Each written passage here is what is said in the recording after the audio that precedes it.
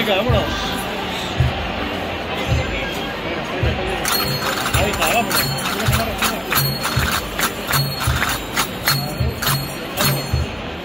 Era una chiquilla que vivía en Nazaret, toda rebosante de la gracia de Dios, que no tan sencilla no podía creer, que Dios ya la escogió para ser la madre del Dios de Israel, el que está anunciado de venir. Ante la palabra del arcángel Gabriel, María dijo sí. Canta, oh María, porque has hallado gracia delante de Dios. Canta, oh María, y deja que la tierra oiga tu canción.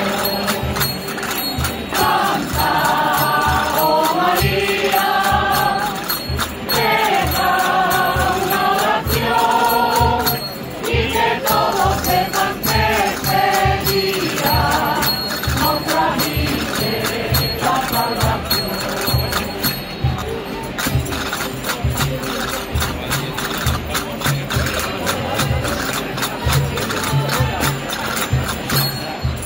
Como sea eso, si no conozco varón, el Espíritu se posará sobre ti. Mira tu parienta, la olvidada Isabel, que hoy te siente feliz. El anciano que no volvió a florecer, lo imposible Dios puede cumplir. Ante la palabra del arcángel Gabriel, María dijo sí. Canta, oh María, porque has hallado gracia delante de Dios. Canta, oh María, y deja que la tierra oiga tu canción. Canta, oh María, deja una oración y que todos sepan que este día nos trajiste la salvación. Y que todos sepan que este día nos trajiste la salvación. Era una chiquilla que vivía en Nazaret, toda rebosante de la gracia de Dios. Ella tan sencilla no podía creer que Dios ya la escogió para ser la madre del Dios de Israel, el que está anunciado de venir.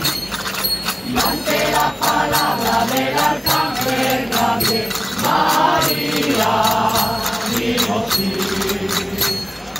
Canta, oh María, porque has hallado gracia delante de Dios. Canta, oh María, y deja que la tierra oiga tu canción. Canta, oh María, deja una oración y que todos sepan que este día nos trajiste la salvación. Y que todos sepan que este día nos trajiste la salvación.